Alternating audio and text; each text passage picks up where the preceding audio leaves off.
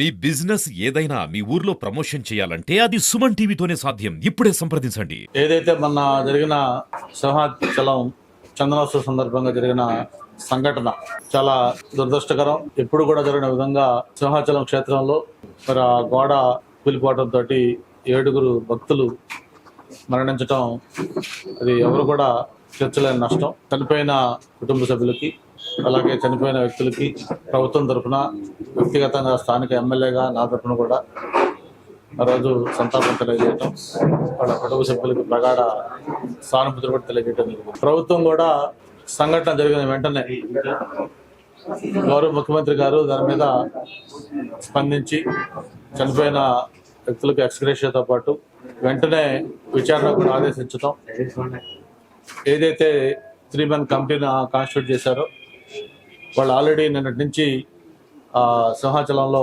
పర్యటిస్తూ వాస్తవాలన్నీ కూడా వెరిఫై చేస్తున్న నేపథ్యం కూడా మనం చూస్తూ ఉన్నాం.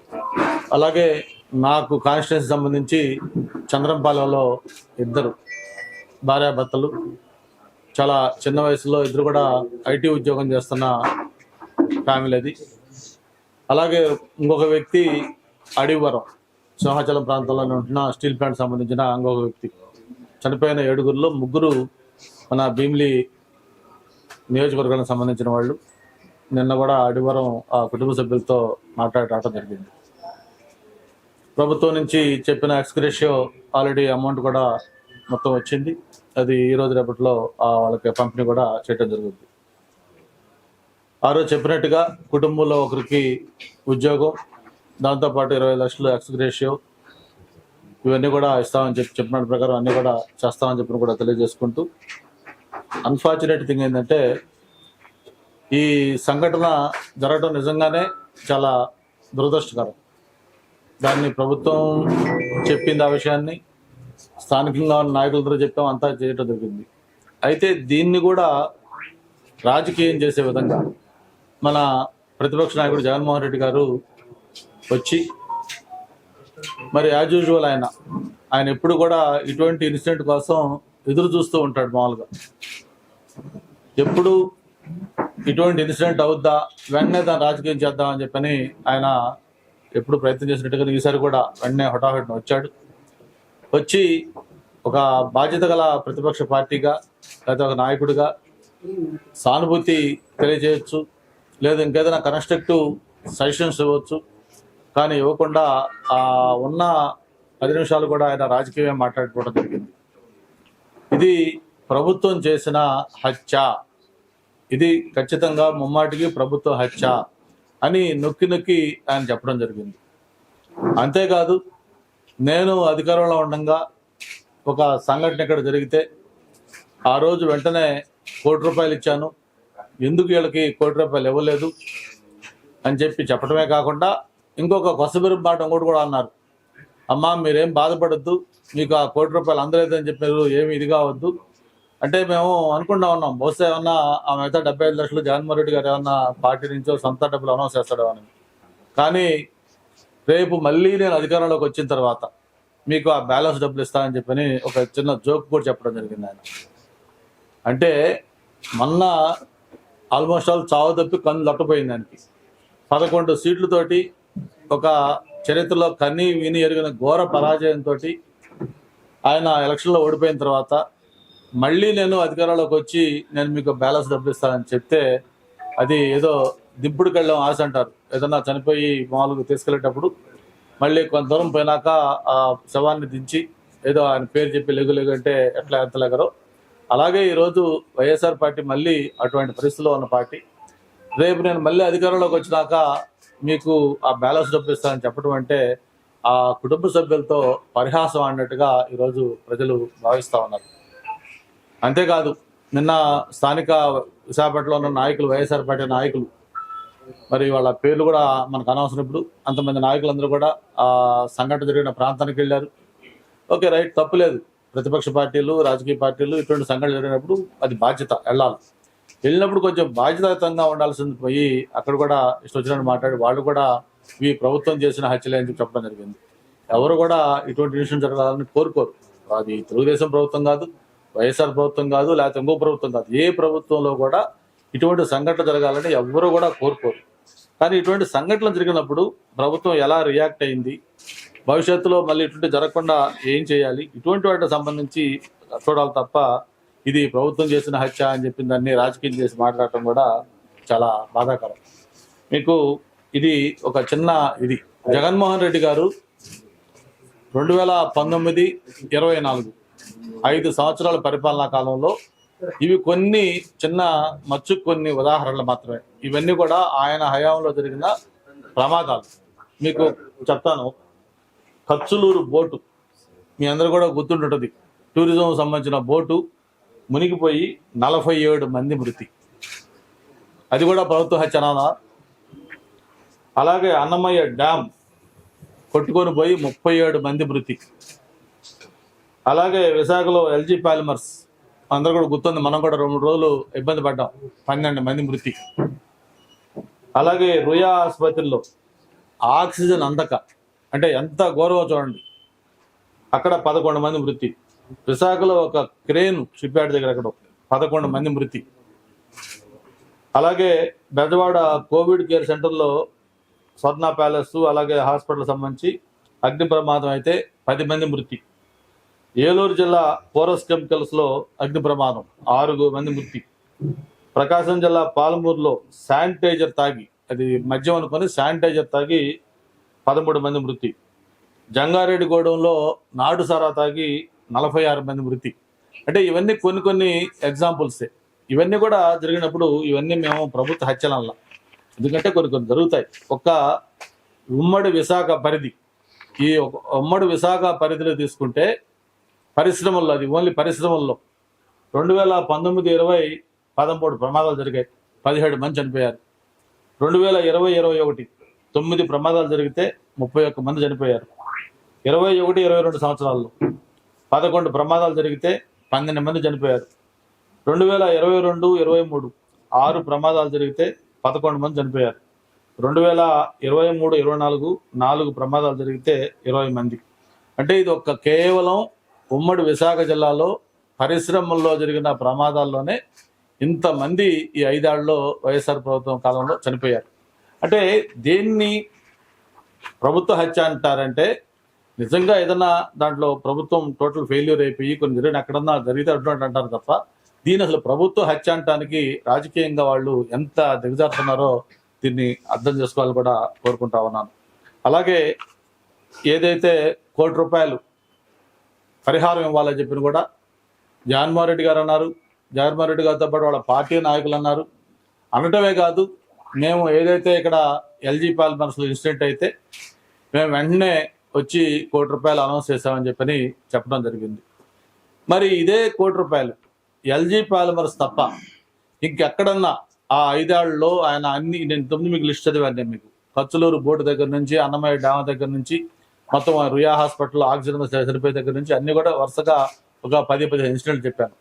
అలాగే విశాఖపట్నంలో కూడా నేను అన్ని ఇప్పటిదాకా ఎన్ని చూపించాను మీకు, ఏ ఇయర్లో ఎన్ని అని చెప్పాను. ఒక ఎల్జీ పాలిమర్స్లో మాత్రమే ఎందుకు ₹1 ఇచ్చారు, మిగతా వాటిల్లో ఎందుకు 10 లక్షలు ఇట్లిచ్చుకుంటూ వచ్చారు కూడా జగన్మోహన్ రెడ్డి గారు వాళ్ళ పార్టీ నాయకులు చెప్పాలి. ఎల్జీ పాలిమర్స్ కానీ, లేకపోతే మనం ప్రభుత్వం అధికారంలోకి వచ్చిన తర్వాత కూడా ఒక ఇండస్ట్రియల్ యాక్సిడెంట్ అయింది, ఎసెన్షియా ఫార్మా అని. ఆ ఎసెన్షియా ఫార్మా రీసెంట్గా యాక్సిడెంట్ అయినప్పుడు అక్కడ దాంట్లో చనిపోయారు, మొత్తం 18 మంది చనిపోయారు. ఇది 21/8/2024 అనకాపల్లి సెజ్లో జరిగింది, ఎసెన్షియా ఫార్మా. అక్కడ కూడా మనం ప్రభుత్వం వెంటనే స్పందించి వాళ్ళకి చనిపోయిన వాళ్ళకి ఆ రోజు ₹1 ఇవ్వడం జరిగింది. అంటే ఒక ఇండస్ట్రియల్ యాక్సిడెంట్కి, ఒక పుణ్యక్షేత్రంలో ఒక గోడ కూలి మరణించిన దానికి 2 ఒకే ఘాట కట్టేసేసి, అంటే వీళ్ళ ప్రాణాలు విలువైనవి కాదనట్లా, ఎవరైనా ప్రాణమే. కానీ ఒక ఇండస్ట్రియల్, ఒక ప్రైవేటు ఇండస్ట్రీ ఉంటే ఆ ఇండస్ట్రీ వాళ్ళ దగ్గర కలెక్ట్ చేసి ఏదో ఒక సందర్భంలో ₹1 ఇస్తే దాన్ని ఒక బెంచ్ మార్క్ కింద పెట్టి రాష్ట్రంలో జరిగిన ప్రతి సంఘటన కూడా ₹1 ఇవ్వాలి అని చెప్పి దాన్ని రాజకీయం చేసే విధంగా మాట్లాడటం ఇక్కడ తప్పని చెప్పని కూడా నేను తెలియజేస్తా ఉన్నాను. ఆ కుటుంబాన్ని ఎలా ఆదుకోవాలి, ఆ కుటుంబ సభ్యులు ఎలా ఓదార్చాలి, వాళ్ళకి భవిష్యత్తులో ఏం చేయాలి, అలాగే పిల్లలకి వాళ్ళకి ఎడ్యుకేషను ఇవన్నీ ఎలా చేయాలి, వీటన్నిటి మీద కూడా ప్రభుత్వం సీరియస్గా ఆలోచిస్తూ ఉంది. తప్పకుండా వాళ్ళ బాధ్యత కూడా మేము తీసుకుంటామని చెప్పి కూడా చెప్పడం జరిగింది. ఆ బాధ్యత మేము తీసుకుంటాం. కానీ ఇక్కడ శవాల మీద పేలాలనుకునే పద్ధతిలో దీన్ని రాజకీయం చేసి ఈ వైసీపీ నాయకులు మాట్లాడటమే చాలా శోచనీయం. ఏదైతే ఈ గోడ కూలిపోయిన సంఘటన ఉందో ఇది ప్రసాద్ స్కీమ్ కింద గవర్నమెంట్ ఆఫ్ ఇండియా శాంక్షన్ చేసిన వర్క్. ఇది pilgrimage reservation and spiritual augmentation drive Prasad scheme అంటే దాని కింద 2021లో సింహాచలానికి 54 కోట్లతోటి ఈ స్కీమ్ స్టార్ట్ అయింది 2021లో. ఇది స్టార్ట్ అయితే 2021 నుంచి 24 దాకా కనీసం 5% వరకు కూడా దాంట్లో జరగల. అంటే ఈ ప్రభుత్వం దేవాలయాలకు సంబంధించి ఎలాంటి నిర్లక్ష్యం చేస్తున్నది ఒక ఉదాహరణ. మరి మొన్న ప్రభుత్వం వచ్చిన తర్వాత ఈ వర్కులు రివ్యూ చేసి ఎందుకు వర్కులు స్టార్ట్ కాలేదు, దీన్ని చేయాలని చెప్పి మొదలుపెట్టినాక మళ్ళీ వర్కులు మొదలైనాయి. దానికి సంబంధించి ఎవరైతే లక్ష్మణరావు అనే కాంట్రాక్టరు ఆయన కూడా కొన్ని నిన్న ఎంక్వైరీ కమిటీ ముందు చెప్పడం జరిగింది. మరి దాంట్లో వాస్తవాలు అన్నీ తెలిస్తే ఖచ్చితంగా ఎలా అయింది ఏంటి ఎవరు బాధ్యులే అని. దీంట్లో నేను మళ్ళీ మీకు స్పష్టంగా చెప్తా ఉన్నాను, ఏ స్థాయి వ్యక్తులున్నా సరే వాళ్ళు అధికార పార్టీ లేకపోతే ప్రతిపక్ష పార్టీ లేకపోతే ఇంకోట చూసే ప్రసక్తి లేదు. అధికారులా లేకపోతే ప్రైవేటు వ్యక్తులా లేకపోతే ఇంకొకరా ఎవరైతే తప్పు చేసిన వాళ్ళు ఉంటారో, ఎవరైతే దానికి బాధ్యులు ఉంటారో ఖచ్చితంగా వాళ్ళు శిక్షింపబడతారు. గౌరవ ముఖ్యమంత్రి గారు స్పష్టంగా చెప్పడం జరిగింది, ఇటువంటి ఇన్సిడెంట్స్ భవిష్యత్తులో జరగకుండా కఠినంగా మనం చర్యలు కూడా తీసుకోవాలి అని చెప్పి స్పష్టంగా చెప్పడం జరిగింది. ఇక్కడ ప్రభుత్వం హత్య అంటానికి వాళ్ళకి అసలు ఏ విధంగా మాట్లాడగలుగుతారో అర్థం కావట్లా. మేము ప్రభుత్వం ఎంత కన్సర్న్గా ఉంది దీన్ని చేయడం కోసం అనేది మీకు మొన్నే చెప్పాం. మనం ఒక 5 మంత్రులతోటి గ్రూప్ ఆఫ్ మినిస్టర్ని కాన్స్టిట్యూట్ చేసి ఎక్కడా కూడా జాగ్రత్తలు తీసుకోమని చెప్పి ఒక స్పెషల్గా చెప్పిన నేపథ్యంలో ఇది ప్రభుత్వ హత్య చేసిందని చెప్పి మాట్లాడటం అంటే ఇది చాలా శోచనీయం. అంతేకాకుండా ఈ హైందవ సాంప్రదాయాలు వైదిక ఈ విలువలేంటి ఇవన్నీ కూడా మాట్లాడుతూ ఉన్నారు. దానికి ఏదైతే నిన్న అక్కడ చనిపోయారో దాన్ని సంప్రోక్షణ చేయాలని చెప్పిన కూడా ఒక కొత్త పాయింట్ తీసుకొచ్చారు. నేను కూడా పండితులతో మాట్లాడడం జరిగింది, సింహాచలం ప్రధాన అర్చకులతో మాట్లాడడం జరిగింది. వాళ్ళందరూ దీన్ని చెప్పిన దాని ప్రకారం మనం ఎట్టి పరిస్థితుల్లో కూడా అటువంటి జరిగినప్పుడు చేయాలనేది మామూలుగా చెప్తారు. కానీ ఇక్కడ ఏదైతే జరిగిందో అది గ్రామ హరణం, అంటే అది మాడ వీధుల్లో కాకుండా అవతల జరిగిన దానికి అటువంటిది అవసరం లేదు. అయినా సరే భక్తుల మనోభావాలు ఇంపార్టెంట్ కాబట్టి రేపు 3వ తారీఖున అంటే రేపున దానికి సంప్రోక్షణ శాంతిహోమం కూడా చేస్తూ ఉన్నాం. ఇవి మామూలుగా మాడ వీధుల్లోనో లేకపోతే మిగతా ప్రాంతం దగ్గరలో ఎక్కడైతే దానికి అటువంటిది ఉంటుంది తప్ప దీనికి లేదు. అయినా సరే రేపు శాంతిహోమం చేద్దామని చెప్పి నిర్ణయం తీసుకొని శాంతిహోమం కూడా చేస్తూ ఉన్నారు. అంటే ఆ వైఎస్ఆర్ ప్రభుత్వం హయాంలో దేవాలయాల పట్ల వాళ్ళు ఎలా వ్యవహరించారో మనకు వేరేగా చెప్పనవసరంలా. మనం చూసాం అంతర్వేదిలో రథం ఎలా కాలిపోయిందో, మనకు దగ్గరలో ఉన్న రామతీర్థం రాముడి గారి తల ఎలా నరికారో చూసాం. విజయవాడ కనదుర్గ అమ్మవారి ఆ రథాలకు సంబంధించిన సింహాసనాలకు సంబంధించిన అవి ఎలా మాయమైపోయినా చూసాం. ఇలాగా ఎన్నెన్ని అకృత్యాలు అన్యాయాలు ఆ హయాంలో జరిగాయో వాళ్ళకి ఈ దేవాలయాల పట్ల మన సాంప్రదాయాల పట్ల ఎలాంటి నమ్మకం ఉందో మనం వేరేగా చెప్పుకోని అవసరంలా. మరి జగన్మోహన్ రెడ్డి గారు స్వయంగా ఆయన ప్రవర్తన కూడా మనం చూసేవాళ్ళం, 2-3 వీడియోలు చూసేవాళ్ళం. ఏదో అక్షంతలు దాపాయనేసి దాన్ని మొత్తం ఇలా ఇల్లు చేసినాయి. అలాగే ఏదో ప్రసాదం ఇస్తే ఎక్కడో చోట వాసన చూసినట్టు చూసాం. ఇవన్నీ మనం ఇప్పుడు టెక్నాలజీ పెరిగిన తర్వాత సోషల్ మీడియాలో ఎక్కడ పెడితే అక్కడ వస్తూ ఉన్నాయి. కాబట్టి ఇవన్నీ మనం మాట్లాడుకుంటే వాళ్ళకి అది నైతికంగా బాగుండదు. బట్ ఏదేమైనా మేము ముందే చెప్పాం, సంకట చాలా దురదృష్టకరం, ఆ చనిపోయిన కుటుంబంలో అది తీర్చలేని శోకం. బట్ తప్పకుండా ప్రభుత్వం సైడ్ నుంచి దానికి ఎవరు బాధ్యులు, ఆ సంఘటన జరగడానికి అధికారులు ల్యాబ్సెస్ లేకపోతే ఇంకోటి అనేది కూడా తప్పకుండా ఎంక్వైరీ చేసి, ఎంక్వైరీ నిన్నే స్టార్ట్ అయింది, ఈరోజు కంప్లీట్ అవుతుంది. డెఫినెట్గా వాళ్ళ మీద చర్యలు తీసుకుంటామని చెప్పడం జరిగింది. తప్పకుండా చర్యలు తీసుకుంటాం. అలాగే వాళ్ళ కుటుంబంలో ఏదైనా ఇంకా న్యాయం చేయాలంటే ఇంకేమేం చేయాలో అవన్నీ కూడా చేస్తామని చెప్పని తెలియజేసుకుంటూ, దయచేసి గౌరవ జగన్మోహన్ రెడ్డి గారికి అలాగే వాళ్ళ నాయకులు కూడా ఒకటే నేను అప్పీల్ చేస్తా ఉన్నాను, ఇటువంటి ఇన్సిడెంట్ జరిగినప్పుడు రాజకీయంలో లబ్ధి పొందాలని చేసే ప్రయత్నం కంటే కూడా ఆ చనిపోయిన కుటుంబాలకి, ఇక్కడున్న ప్రజలకి ఒక స్థానికంగా ఉండే మనందరం కలిసి ఒక మానసిక స్థైర్యం ఇచ్చే విధంగా వాళ్ళలో ఇచ్చేయాలి తప్ప ఇంకొంచెం వాళ్ళని ఇబ్బంది పెట్టే విధంగా మాట్లాడి దీంట్లో కూడా మనం రాజకీయ లబ్ధి పొందాలని ప్రయత్నం చేస్తే అబ్బాస్ పాలవుతారు తప్ప ఎటువంటి ప్రయోజనం కూడా ఉండదు. Thank you.